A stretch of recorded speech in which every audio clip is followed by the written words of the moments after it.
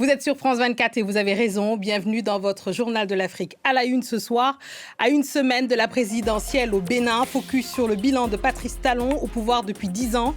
Croissance économique saluée, modernisation visible, mais aussi des critiques persistantes sur l'état de la démocratie, l'opposition marginalisée et les libertés. Alors, que faut-il retenir de cette décennie? Succès incontestable ou tournant politique controversé? Pour en parler, deux invités de très haut niveau sur ce plateau. Wilfried Léandre Ongbeji, il est porte-parole du gouvernement, et Francis Patindé, journaliste, observateur averti, aguerri de la vie politique béninoise. Merci, messieurs. On ouvre cette édition spéciale donc consacrée au bilan de Patrice Talon au pouvoir depuis 10 ans. Ceci à une semaine de la future présidentielle où il ne participe pas, mais son dauphin désigné, Romuald Wadani, semble bien parti tant l'élection est verrouillée face à un candidat unique, Paul Oungpé, qui se définit lui-même comme un opposant modéré. Ça, c'était pour poser le cadre du débat. Merci à vous deux d'être là. J'aimerais commencer par vous, monsieur Wilfried Léandre Ongbeji. Parlons du bilan économique d'abord. Vous mettez en avant une croissance forte autour de 6 à 8%, mais dans le quotidien, beaucoup de Béninois parlent du coût de la vie devenu extrêmement difficile. Que répondez-vous? Merci madame. Les mêmes Béninois vous parlent de la modernisation accélérée du pays, une façon de redistribuer la croissance, la richesse du pays, lorsque vous portez les infrastructures au plus près des populations, lorsque vous apportez l'eau potable presque partout, passant de 42% à peine en 2016 à 85% à peu près aujourd'hui, lorsque vous amenez l'électricité de partout, lorsque vous faites en sorte que dans les écoles, les enfants aient un repas chaud. Aujourd'hui, pas moins d'1 400 000 enfants béninois ont un repas chaud à l'école du premier jour de la rentrée jusqu'aux vacances, contrairement à il y a 10 ans, à peine 200 000 enfants qui mangeaient 20 jours dans l'année et les cantines étaient fermées. Quand vous avez ces indices-là et que vous voyez l'effort par ailleurs de transformation digitale du pays, l'assainissement qui est poussé un peu partout dans les villes, vous devez reconnaître que la croissance est là. Ce qu'on évite, c'est de manger notre blé en herbe comme hier, en faisant en sorte que cette croissance impacte la qualité de vie des gens plutôt que de distribuer des prébendes aux populations en faisant semblant de les aimer ou de les aider. C'est ça que nous faisons. Et ça, vous l'avez dit vous-même, c'est incontestable sur le terrain. Francis Patindé, j'aimerais vous entendre. Cette croissance, elle est saluée effectivement par les indicateurs économiques, elle est incontestable, mais est-ce qu'elle bénéficie réellement aux populations, à la population? Est-ce qu'elle est inclusive finalement? Déjà, l'année dernière, je suis allé 5 fois au Bénin. La métamorphose, elle est fabuleuse. J'ai été très critique à M. Talon à ses débuts, mais j'étais scié, pour utiliser un terme trivial. Alors, ce qui est construit des routes, construit des ponts à la longue, et à terme, ça servira les intérêts des populations. Il faut écouler les marchandises qui sont cultivées dans la partie septentrionale du Bénin. Il faut les amener au port pour pouvoir les écouler. Et on peut aller vite quand il y a de bonnes routes. Et c'est le cas. Les transformations en termes d'infrastructures au Bénin, ce n'est pas limité qu'à Cotonou. Porto-Novo, Abomey, j'ai été, Parakou, Natiting, partout, le pays est en chantier. Et je pense qu'il faut attendre dans les prochaines années pour pouvoir, vraiment pour que les populations puissent jouir de ces transformations. Ces transformations apportent du changement et apporteront, j'en suis persuadé, quelque chose dans la vie courante, la vie quotidienne des populations. La vie quotidienne des populations. Je vous propose qu'on écoute le président Talon lui-même qui en parle et on débriefe juste après. On écoute. Le Bénin a-t-il enfin trouvé la voie pour son développement? A-t-il entamé son progrès de sorte à devenir, lui aussi, un pays développé, susceptible de se passer de l'aide au développement apportée par d'autres et parfois avec mépris? La réponse à cette question fondamentale est oui. En effet, depuis bientôt 10 ans, le Bénin a entamé sa mutation et les signes de notre progrès sont visibles par tous. Le miracle, c'est notre nouvel état d'esprit. On vient d'entendre le président Patrice Talon parler effectivement de son bilan. Wilfried Léandre Oumbeji, j'ai une question pour vous. Quel est le prix finalement du développement? Parce que évidemment, il y a un gros chantier, un point noir dont tout le monde parle, c'est l'état démocratique du pays. Que répondez-vous à ceux qui vous disent qu'il y a ce prix à payer pour cette démocratie, pour ce bilan? Si vous nous jugez, comme beaucoup d'autres vues d'Occident, qui ignorent souvent que l'état de la démocratie actuelle en France est le résultat de plusieurs siècles de pratiques, qu'aux États-Unis, c'est également plusieurs siècles de pratiques comme ailleurs, et que vous nous jugez à l'aune de critères valables pour des pays qui ont plusieurs centaines de pratiques, alors que nous en sommes à 30, 50 ans à peine de pratiques, vous ne seriez pas tout à fait juste, madame. Nous savons que la démocratie, c'est un idéal permanent. On peut vous juger par rapport à un autre pays africain. On peut partir du Sénégal. Il y a d'autres pays sur le continent. On n'est pas obligé d'aller vers en France. Mais quand vous y allez, vous aurez les mêmes critiques de fond et vous allez vous interroger, cette façon de fonctionner, qu'est-ce que ça a apporté comme amélioration palpable aux conditions de vie des populations? Nous avons compris, nous, que la démocratie, c'est un parcours permanent, mais qu'il faut, à base des principes qui la fondent, trouver les moyens pour apporter du mieux vivre à nos populations. Et c'est ce que nous sommes en train de faire. Nous avons, pendant 3 décennies, essayé de copier sur vous, d'ici, l'Occident, exactement les pratiques, un peu débridées parfois. Ça n'a pas produit de résultats. Mais nous nous sommes dit de façon responsable, est-ce que nous faisons bien de vouloir ressembler aux autres? Nous prenons les principes, nous les adaptons à nos besoins, à nos réalités, et fort heureusement, avec le courage d'homme d'État que le président Talon a eu, nous avons fait des réformes difficiles, c'est vrai, douloureuses, exigeantes même, mais fort heureusement, elles produisent les résultats que les populations et que le monde entier salue aujourd'hui. Alors, des réformes quand même assez critiquées.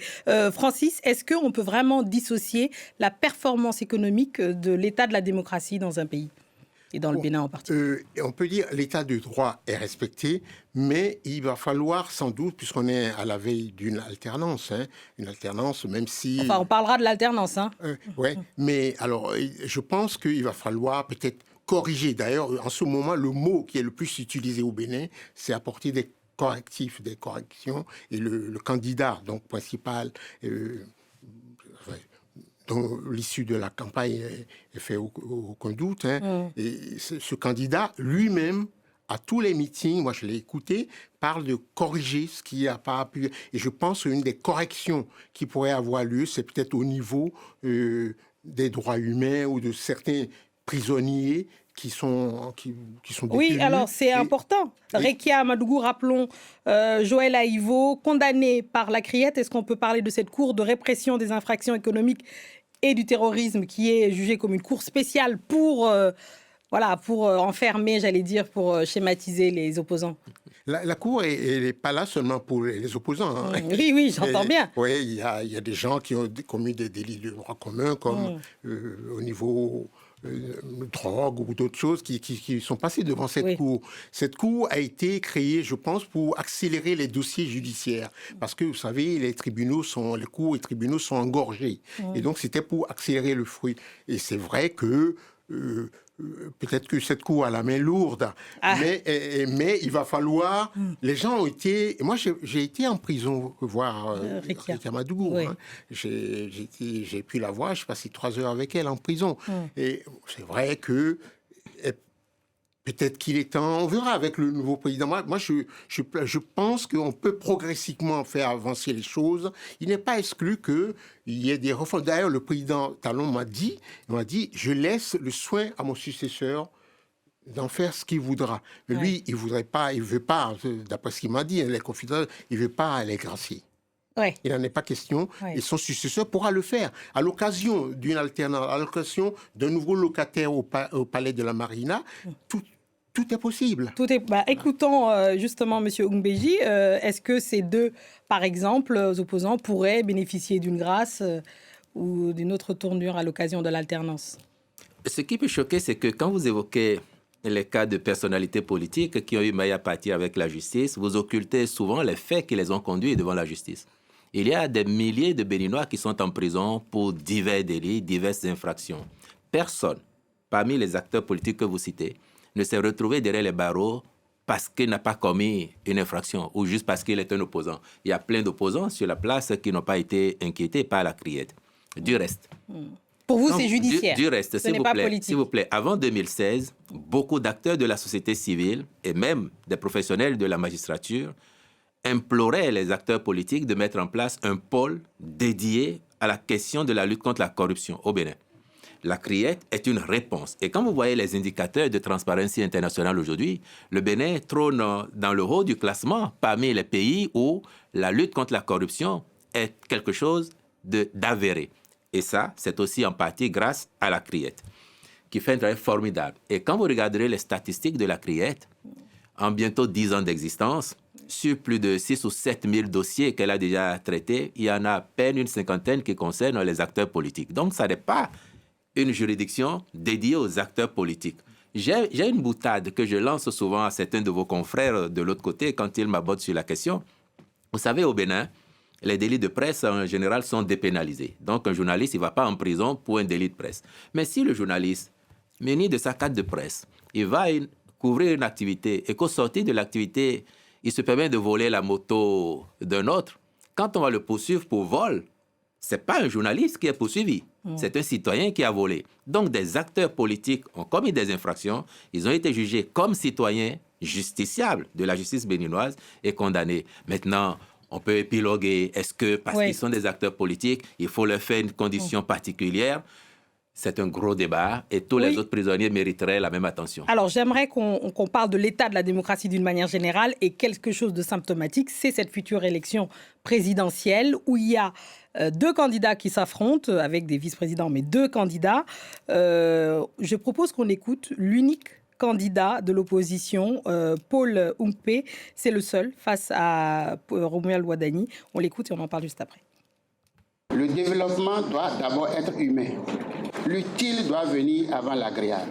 Il faut choisir une autre direction, qui sera la direction de la prospérité, prospérité partagée. Francis, est-ce qu'une élection présidentielle où il y a 2 seuls candidats qui s'affrontent, est-ce que c'est le signe d'une démocratie qui va bien ? Vous savez, moi, l'élection actuelle, je la compare à celle de 2016. 2016, je vous ai amené un document que je vais vous montrer. J'espère la caméra pour... En 2016, il y avait 33 candidats. La caméra, elle est là, c'est ça? Elle est Il y là, avait 33. Aujourd'hui, il y a 2. Mais est-ce que c'est le chiffre qui fait la démocratie? Il vous souvient que le président Senghor c'était 2 partis. Au départ, 3, après 4. C'est Abdou Diouf, le président Abdou Diouf, qui a élargi. Tout est encore possible. L'essentiel, c'est de savoir, il faut qu'il y ait des élections de manière ordonnée, de manière cadrée, et pour qu'il n'y ait pas de dérapage. Parce que le Bénin actuel, il y a quand même des problèmes à nos frontières.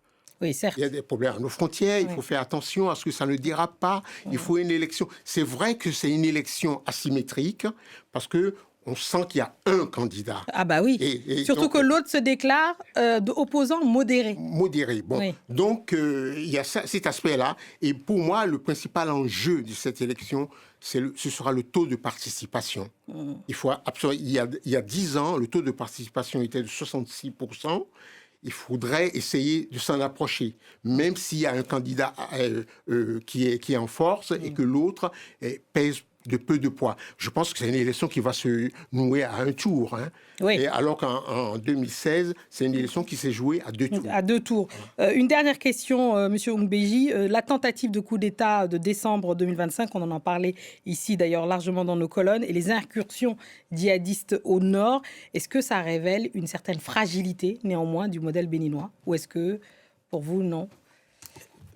Vous me permettrez, madame, de faire quand même un petit commentaire sur ce qui vient d'être dit là.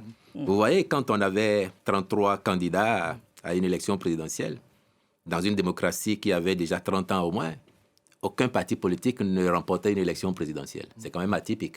De même que aujourd'hui, ça ne vous choque pas qu'aux États-Unis, quand il y a une élection, 2 candidats s'affrontent. Il y en a un marginal par moment dont personne ne parle, mais généralement 2 candidats s'affrontent.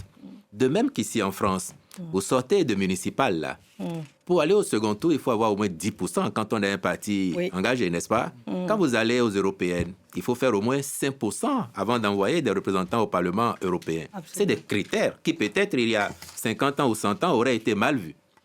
De même que vous n'êtes pas choqué par ces choses-là aujourd'hui, dans 20 ans, vous ne serez pas choqués qu'au Bénin, quand on parle d'élection présidentielle, il y a 2 grands partis qui s'affrontent avec la certitude que l'un l'emporte, gouverne, rende compte aux populations qui jugent s'ils sont satisfaits ou non. Pour en revenir à votre question. Oui, on en reviendra malheureusement. C'est c'est la fin de cette édition spéciale consacrée justement aux 10 ans du Patrice Talon, président au Bénin depuis 10 ans. Merci beaucoup à vous d'être venus. C'est la fin de cette édition. On est obligé de rendre l'antenne. Mais on reviendra, on en reparlera largement dans nos colonnes. Merci beaucoup. Merci. Merci.